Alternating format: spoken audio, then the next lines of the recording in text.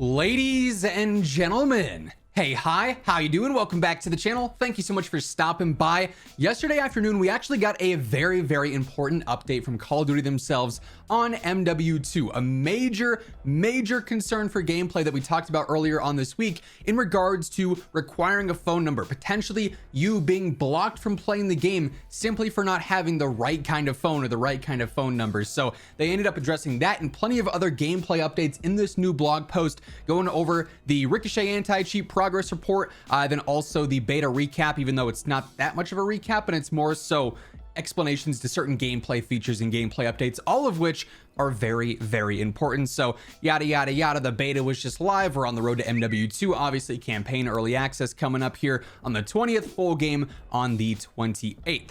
So here's what we got for Ricochet Year 2. For the first time, Ricochet and its PC kernel level driver are going to launch day and date with a new title in Call of Duty universe. So yes, as we've talked about many times on the channel already, Ricochet is dropping on day 1 with MW2, then also on day 1 with Warzone 2 and DMZ on November 16th for those. So it'll be live right away, which is technically the first time that that's ever happened for an official Call of Duty launch, even though it was in Vanguard, but not at launch. Obviously, it happened like a few seasons afterwards. So we have that coming right away. Now, the in-game mitigations. This is like all the various ways that they troll cheaters in game with making enemies go invisible, making their bullets do no damage, stuff like that. I see a lot of people say, why don't they just ban the players? Mainly they do it because while they're trolling them, is what we refer to it as, I guess, they're actually just gathering data from that cheater's PC and their hardware so they can better combat the cheats in the future. So yes, it's annoying that the cheater is going to basically be trolled and get be allowed to play and, you know, be able to get on the game still for a bit while they're being trolled when they have marshmallow bullets or they can't shoot at anything, you know. But while they're getting trolled, Activision is actively and Ricochet is actively gathering all the data as to what cheats are going on there and how they can prevent that. But in-game mitigations were not live in the MW2 beta. Yes, there were cheaters in the beta, more on that here in just a bit, but they are going to be active at launch in Warzone and MW2, including their cloaking or invisibility system, making cheaters' weapons disappear, giving them no bullet damage or anything like that. So all those are going to be there. Server versus client in collaboration with partner studios. They're transforming how the game client and server communicates, migrating certain processes to be powered on the server side in addition to the client. What this means is Team Ricochet can retain authority over more gameplay systems. So it's basically just meaning that they're going to offer more protection. It's going to be able to, you know, get rid of cheaters in different ways from before. So they are upgrading Ricochet as well. I see a lot of other misinformation going around saying, oh, you know, Ricochet has already been hacked for MW2. You know, it's not going to do anything because it's the same as before. Definitely is not the same system. Speaking of which, kernel level driver updates. Developing updates to its PC driver for the launch of MW2. These updates will help facilitate some of the processes outlined above, as well as provide better prevention systems against cheaters. It's also launching on like a new unified system as well. So Ricochet, just like the engine for MW2 and the engine for Warzone 2, is also seeing several sort of behind the scenes upgrades as well. Now, this is the big part, the main focus of this video, the SMS security policy. As we talked about a few days back, with the beta, the game required you to use a phone number if you were creating a new account or if you hadn't added a phone number to your account. And it was also accidentally blocking legitimate players who had prepaid phone plans that didn't have like applicable you know, phone systems or phone plans, which meant that while it was deterring cheaters, it was also deterring a bunch of completely normal users, which was a very big problem. Overwatch 2 also had a very similar problem when it first launched, but here's what they say. A text-enabled mobile phone number is required for MW2 on PC. So this first sentence gets a lot of clarification right away. I saw a lot of comments on the videos, or also even over on Twitter, which, by the way, if you don't follow me over there, feel free to do so at WhosImmortal, asking, Zach, I play on PlayStation. Am I going to have to add a phone number? I play on Xbox. Am I going to have to add a phone number?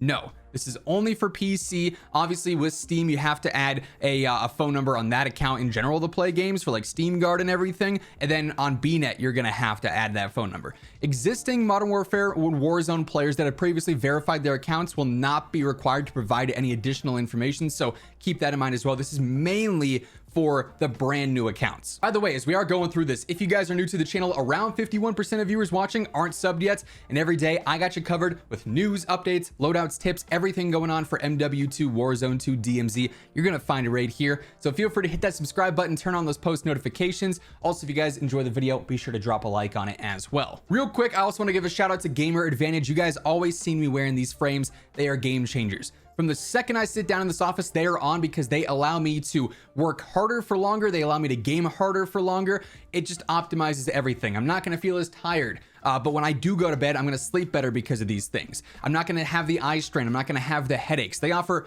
tons of different frame options. They offer prescription or regular lenses. If you ever want to get a pair for yourself, I vouch for these. 10 out of 10 times they are incredible, and code Immortal gets you a nice little discount at checkout, link down below. Anyway, the SMS policy for MW2 and Warzone 2 on BNet is the same as it is for Warzone on PC now, and that was implemented a while ago.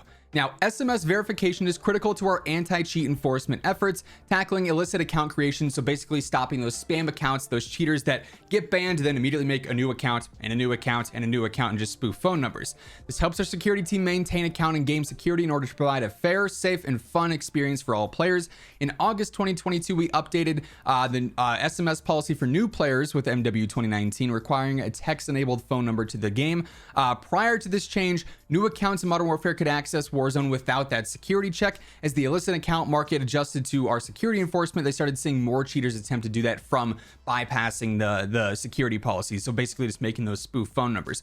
Keep in mind though, this system that they're enabling is also not the same one as Overwatch 2. They did clarify that as well. So the SMS requirement for game access is used for security purposes only. They don't use the data or anything elsewhere. The benefit of the pre-release for the beta was that they were actually able to test different things in game, but they were also able to pick up on those early cheats that people were already developing. So they actually were able to combat several things early on because people were trying to cheat in the beta. They also go on to say that there's basically two different types of bans and kinds of bans that were issued for the MW2 beta: accounts that were removed prior to accessing, and then accounts that were removed and detected during. So they actually stopped 72% of players, 72% of cheaters, I should say. They should really change that. 72% of cheaters before they even played a single match because they booted their game with cheats enabled. So they ended up blocking 72% right away. They ended up banning over 60,000 different accounts as well, just because of having the cheats installed again before they were able to play.